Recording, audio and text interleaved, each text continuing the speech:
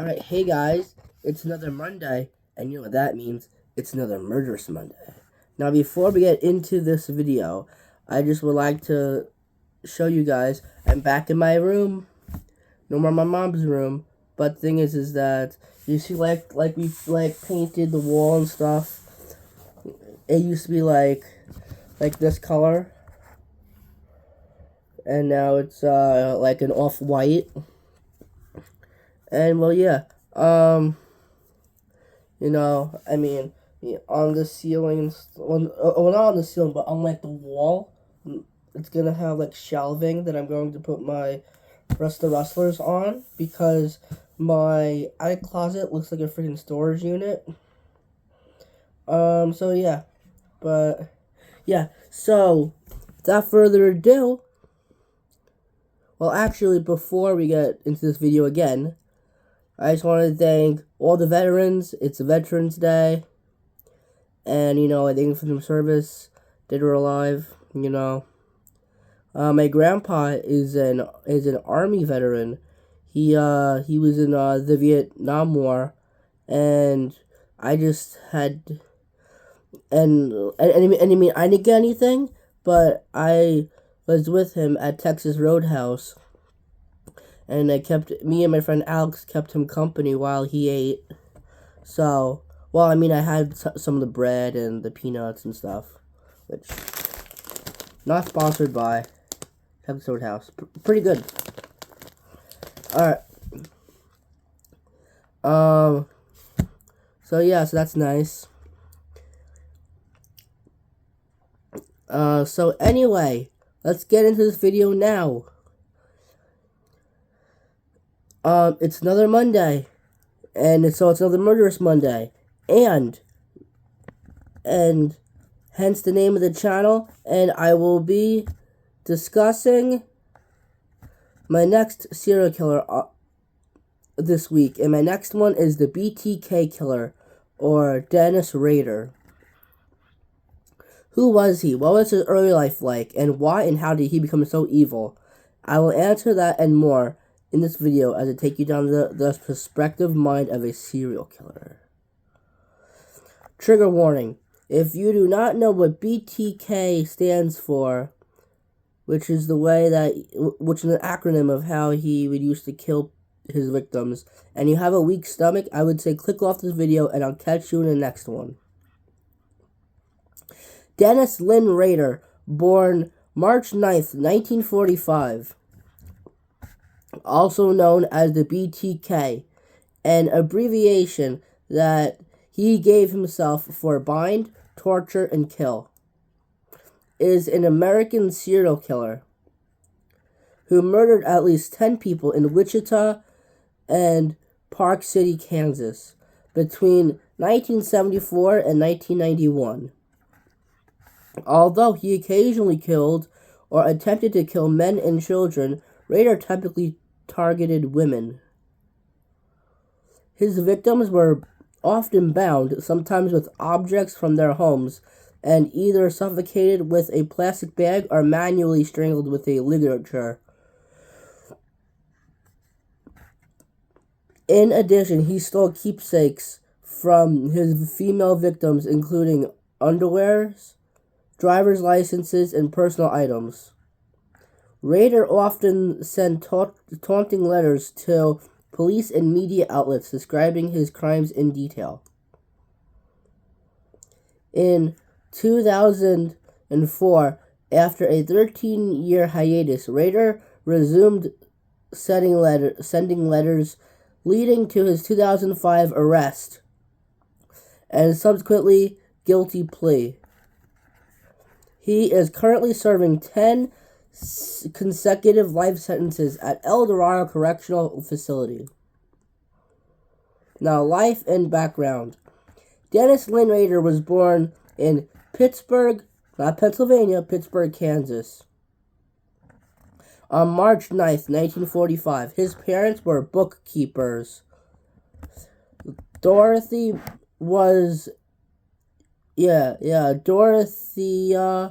May Rader Born September 17th, 1925, and died October 14th, 2007.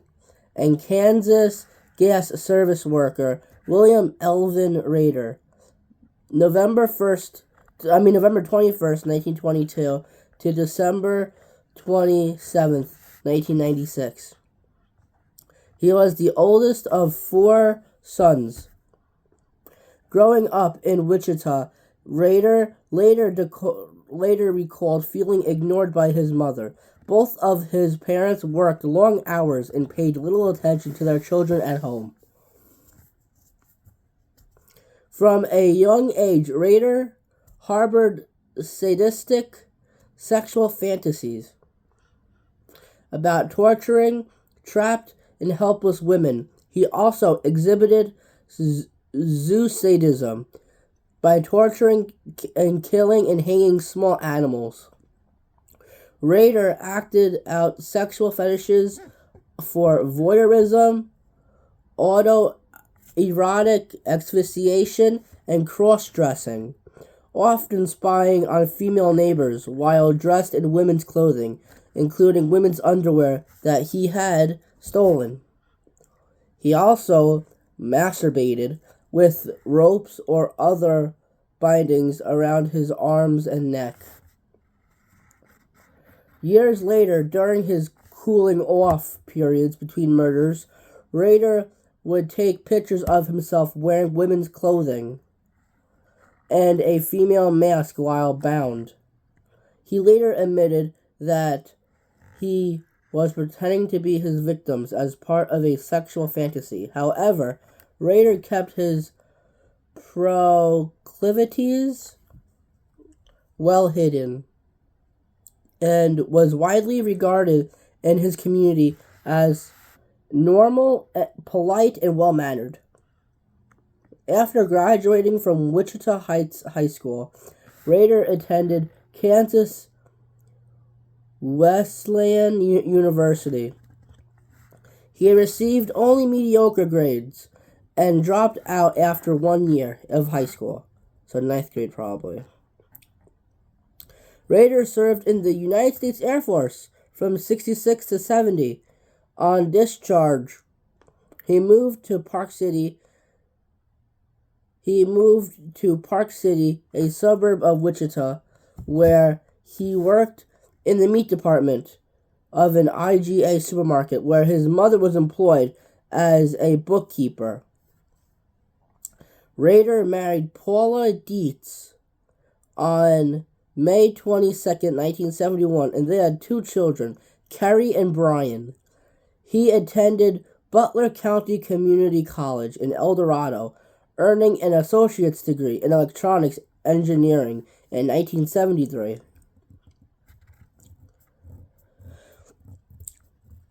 He then enrolled at Wichita State University and graduated in 1979 with a Bachelor of Science degree, majoring in administration of justice. Rader initially worked as an assembler for the Coleman Company, an outdoor supply company. He then worked at the local Wichita office at ADT Security Services from 1974 to 1988, where he installed security alarms. In many cases, his clients were concerned homeowners seeking security from his own killings as BTK. Rader was a field operations supervisor for the Wichita area for the 1990 federal census. In May of 1991, Rader became a dog catcher and compliance officer in Park City. In this position, neighbors recalled him as being sometimes overzealous, which means he liked being extremely strict, as well as taking special pleasure in bullying and harassing single women. 2 women he had stalked in the 1980s and one whom he stalked in the mid-1990s, filed restraining orders against him. One of these women also charged him. One of these women also changed her address to avoid him. One neighbor complained that Rader killed her dog for no reason. She should also be on death row. Rader was a member of the Christ Lutheran Church in Wichita, and at one point he was elected president by the church council. And get this, he was also a Cub Scout leader. Yeah, he probably was the original. He probably started the whole thing where if your scoutmaster raped you back in the day, you have compensation or whatever. Or however they say it. I don't know, but that's how it probably started. By the 2000s, the local author Robert Beatty began writing a book about the killings called Nightmare in Wichita, after being shocked that many young people he spoke to had never heard of the BTK case. Hungry for attention, Rader re-emerged as BTK in 2004 after learning that the book was being written. On July 26, 2005, after Rader's arrest, his wife was granted an emergency divorce, waiving the normal 60-day waiting period. In an interview with ABC News, ABC News in 2019, his daughter Carrie stated she writes to her father and has now forgiven him, but struggles to reconcile her normal childhood with the knowledge that she was raised by the BTK killer. However, at the 2024 CrimeCon in Nashville, Tennessee, Carrie revealed excerpts from her father's journal that revealed he had sexually abused her as a young girl. Wow, okay. Case history and confirmed murders. On January 15th, 1974, 4 members of the Otero family were murdered in Wichita. The victims were Joseph Otero Sr., 38, Julia Maria or Julie Otero, 33, Joseph, aka Joey Otero, the second, he was 9, and Josephine Josie Otero at age 11. And then they all had J's. Joseph, Joey, Julie, Josie. Their bodies were discovered by the family's 3 older children who had been at school at the time of the killings. After his 2005 arrest, Rader confessed to the Otero murders. He claimed that he first targeted the family 2 months prior when he spotted Julie leaving to take her children to school and then followed them. On the morning of January 15th, Rader cut the phone lines and entered the Otero's residence, and when Joey opened the back door for the family dog. Rader told the Otero family that he was a wanted man in California before he ordered them to lie on the living room floor at gunpoint. Then he led the family into a bedroom and bound them with rope that he had prepared. Joseph and Joey were on the floor while Julie and Josie were on the bed. The wrists and feet of Joseph and Julie were restrained. Joseph's head was covered by a plastic bag, which Rader then secured with ropes, thus strangling him to death, suffocating.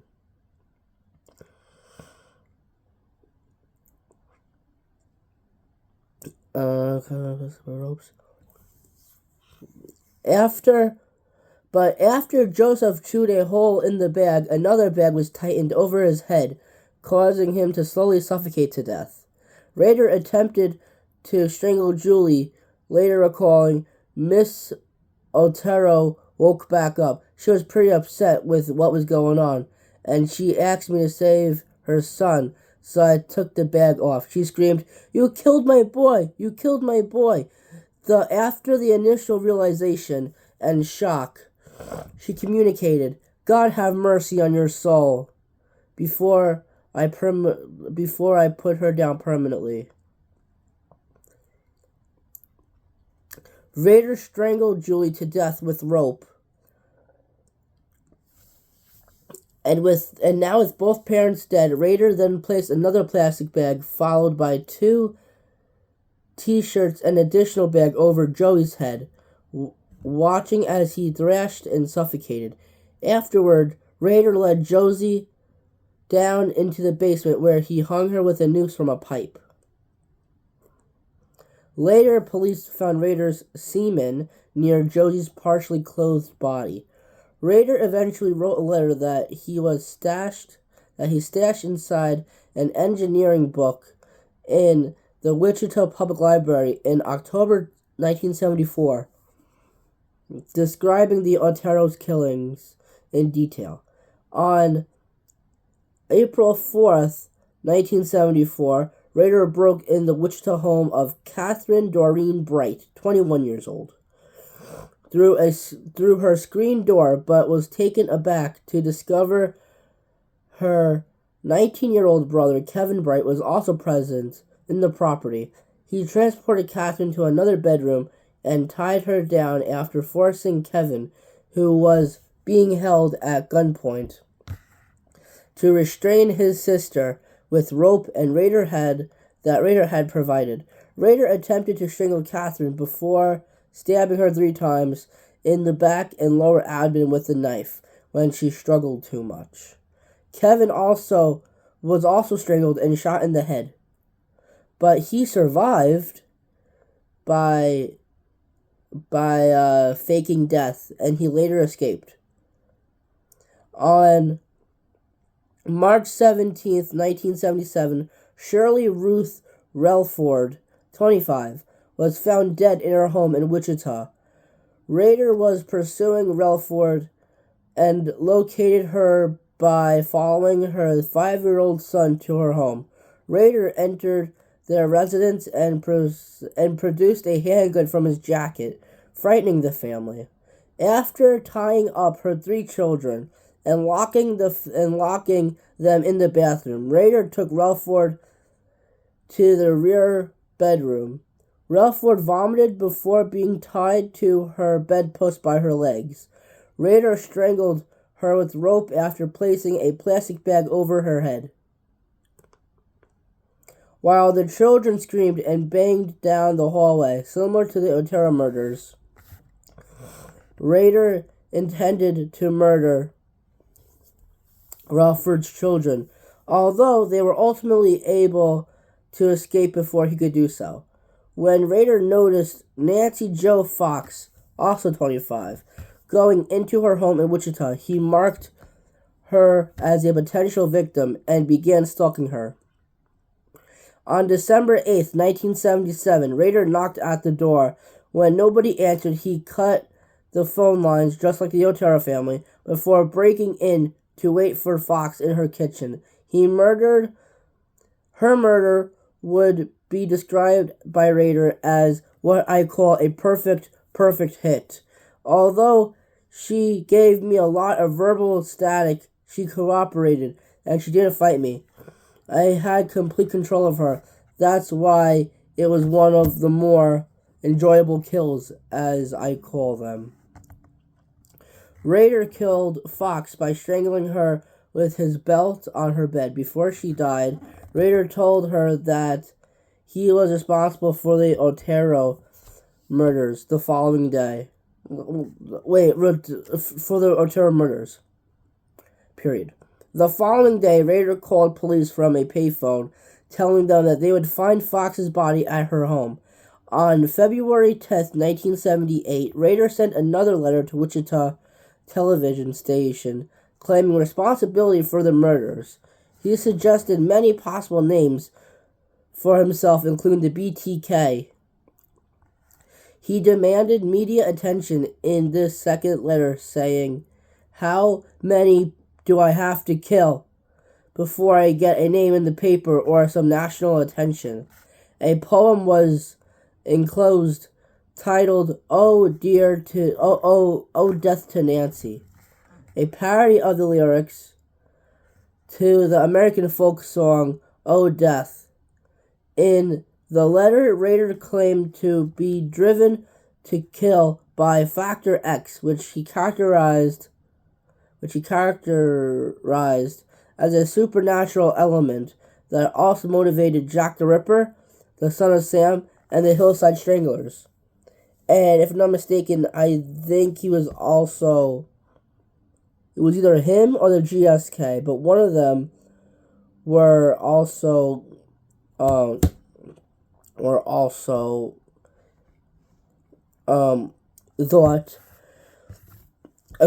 police also thought that they might have been the Hillside Stranglers.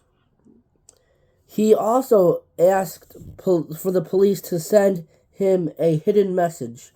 In response, and with the knowledge that the BTK killer watched the news, which is called Cake, K-A-K-E, police decided to flash a subliminal message during one of the station's evening newscasts. For a split second, the message stated,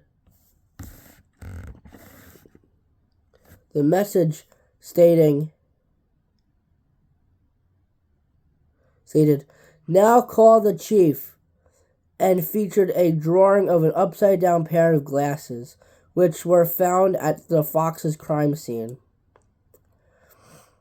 They hoped the message would influence the killer to turn himself in, but was unsuccessful. During this time, Rader also intended to have killed others, such as Anna Williams, 63 years old, who in 1979 escaped death by returning home much later than expected. Rader explained during his confession that he became obsessed with Williams and was absolutely livid when she evaded him. He recalled spending hours waiting at Williams's home, but becoming impatient and leaving when she did not return from visiting friends. Maureen Hedge, 53 years old, was found on May 5th, 1985 at East 53rd Street, North in Wichita, between North Webb Road and North Greenwich Road. Rader had killed her on April 27th and took her body to Christ Lutheran Church, where he was the president of the church council. There, he photographed her body in various suggestive positions. Rader had previously stored black plastic sheets and other materials at the church in preparation for the murder, and then later dumped the body in a remote ditch.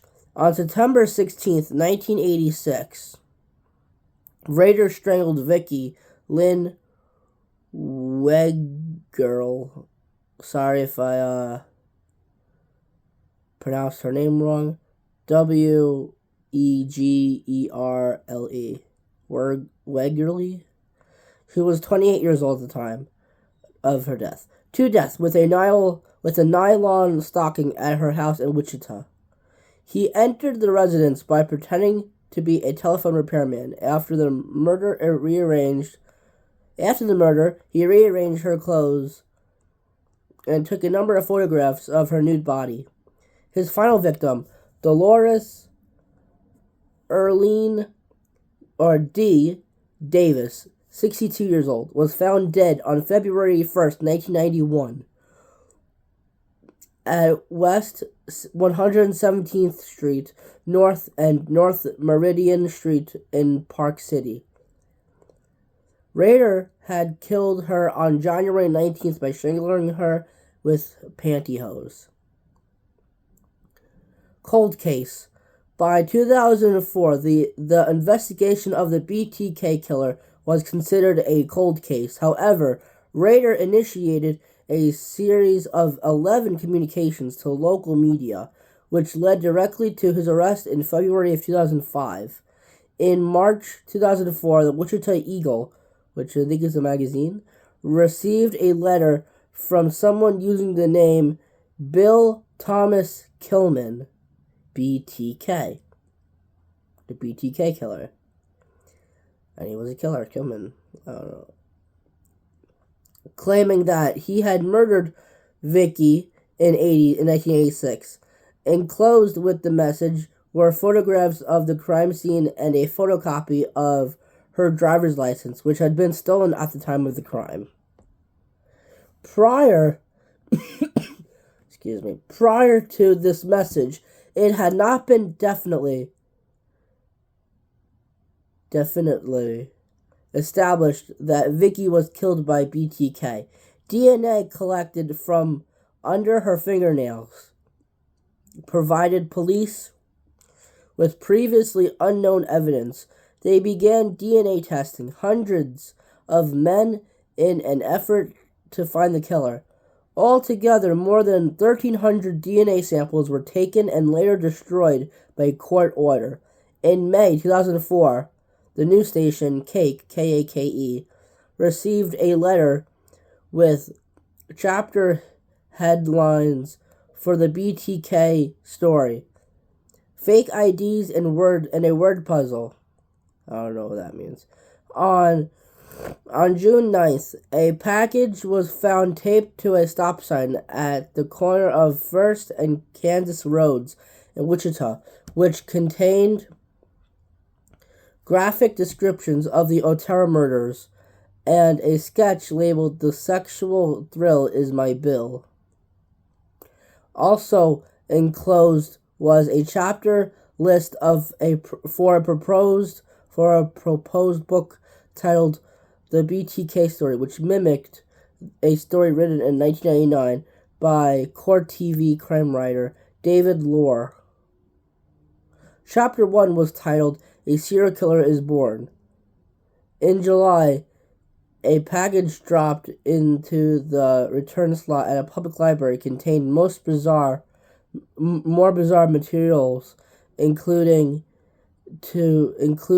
the claim that BTK was responsible for the death of 19-year-old Jake Allen in Argonia, Kansas, earlier that month. This claim was false, and that death was ruled as a suicide. After his capture, Rader admitted in his interrogation that he had been planning to kill again, that he even set a date in October 2004 sometime, and was stalking his intended victim. That month, a manila envelope was dropped into a UPS box in Wichita. It contained many cards with images of terror and bondage of children pasted on them. A poem, and also a poem threatening the life of lead investigator Lieutenant Ken Landwehr, and a false autobiography with many details about Rader's life. These details were later released to the public. In December 2004, Wichita police received another package from the killer. This time, the package was found in Wichita's Murdoch Park.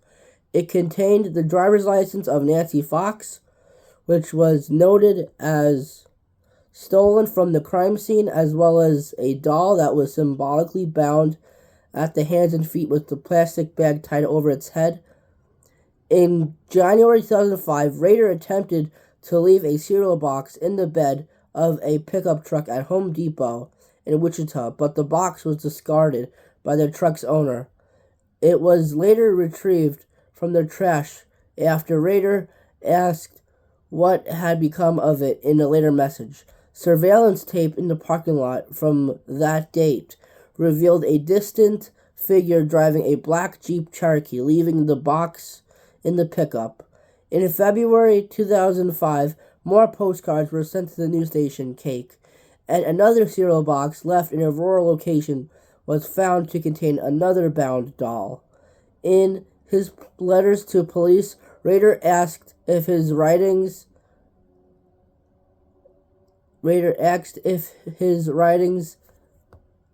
if put on a floppy disk, could not be traced.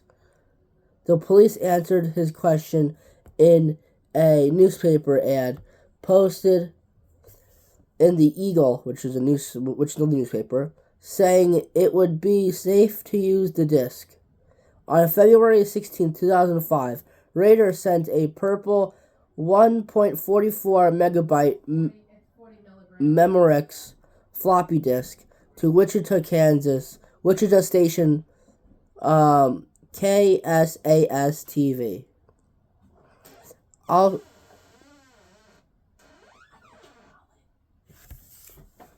on a second, guys. I'm sorry, Murderous Mondays. I'm sorry. Yes, that's my mom. I'm sorry. Yeah, my mom need my wallet for something. What are you doing here? Okay, so I'm just gonna read the last sentence. On February 16, 2005, Rader sent a purple 1.44 megabyte Memorex floppy disk to Wichita Station KSAS TV. Probably Kansas State something.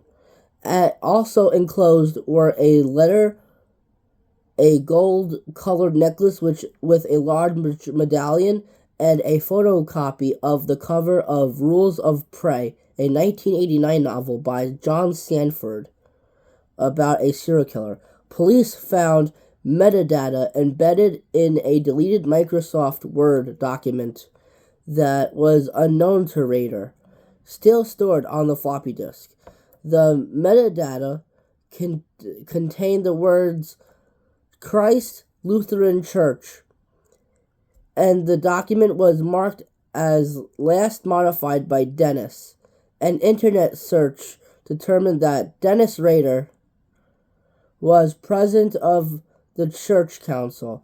When investigators drove by Rader's house, a black Jeep Cherokee, the type of vehicle seen in the Home Depot surveillance footage, was parked outside. This was strong circumstantial evidence against him, but they needed more direct evidence to detain him. Police obtained a warrant to test a pap smear, which I don't know what that means, taken from Rader's daughter at the Kansas State University Medical Clinic. DNA tests showed a family match between the pap smear and the sample from Vicky's fingernails. This indicated that the killer was closely related to Rader's daughter, and combined with the other evidence was enough for the police to arrest Rader. Alright. Now arrest. Rader was arrested while driving near his home in Park City shortly after noon on February 25th, 2005. An officer asked, "Mr. Rader, do you know why you're going downtown?" And Rader replied, "Oh, I have suspicions. Why?" Wichita Police, the Kansas Bureau of Investigation, the FBI, and ATF agents searched Rader's home and vehicle, seizing evidence including computer equipment, a pair of black pantyhose retrieved from a shed, and a cylindrical container. Christ Lutheran Church Rader's office,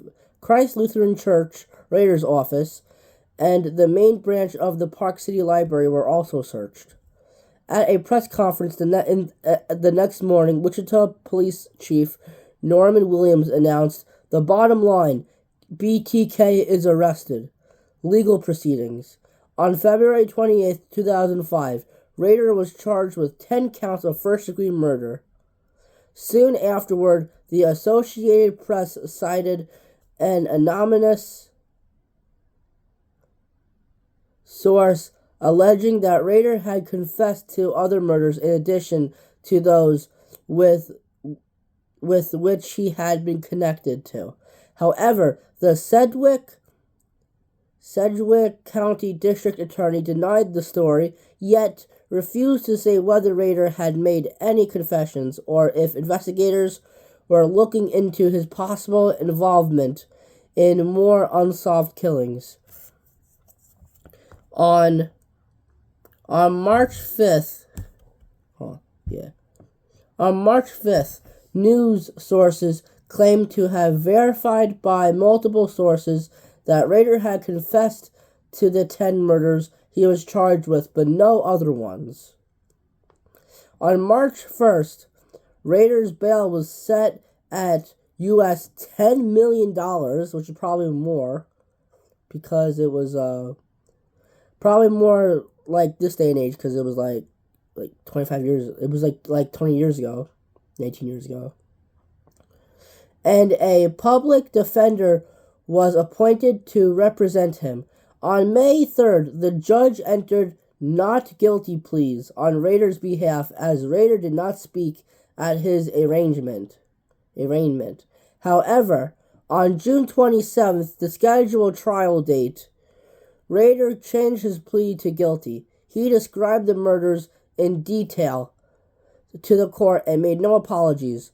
At Rader's August 18th sentencing, victims' families made statements, after which Rader apologized in a rambling 30-minute monologue that the prosecutor likened to an Academy Awards acceptance speech.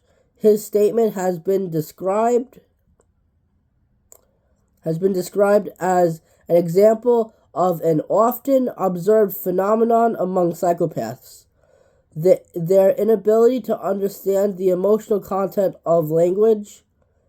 Rader was sentenced to 10 consecutive life sentences with a minimum of 175 years. Kansas did not enforce the death penalty at the time of the murders. On August 19th, Rader was moved to the El Dorado Correctional Facility. Rader talked about innocuous topics, or topics that doesn't really matter, such as the weather during the 40-minute drive to El Dorado, but began to cry when the victims' families' statements from the court proceedings came on the radio. He is now in solitary confinement for his protection, with 1 hour of exercise per day and showers 3 times a week. This will likely continue indefinitely. Beginning in 2006, Rader was allowed access to television and radio, to read magazines, and other privileges for good behavior. All right, we're almost done. Further investigations. Where is it? Further investigations. Following Rader's arrest, police in Wichita and several surrounding cities looked into unsolved cases with the cooperation of the state police and the FBI. They particularly focused on cases after 1994, when the death penalty was reinstated in Kansas. Police in surrounding states also investigated cold cases that fit Rader's pattern. After exhaustive investigations, none of these agencies discovered any further murders attributable to Rader, supporting early suspicions that he would have taken responsibility for any additional murders that he had committed. As a result, the 10 known murders were at the point believed to be the only murders for which Rader was actually responsible, although Wichita police are fairly certain that he stalked and researched a number of other potential victims. This includes one person who was saved when Rader called off his planned attack upon his arrival near the target's home due to the presence of construction and road crew nearby. Rader stated in his police interview that there are a lot of lucky people, meaning that if he had thought about and developed various levels of murder plans for the other victims. Now, last but not least, evaluation by Robert Mendoza.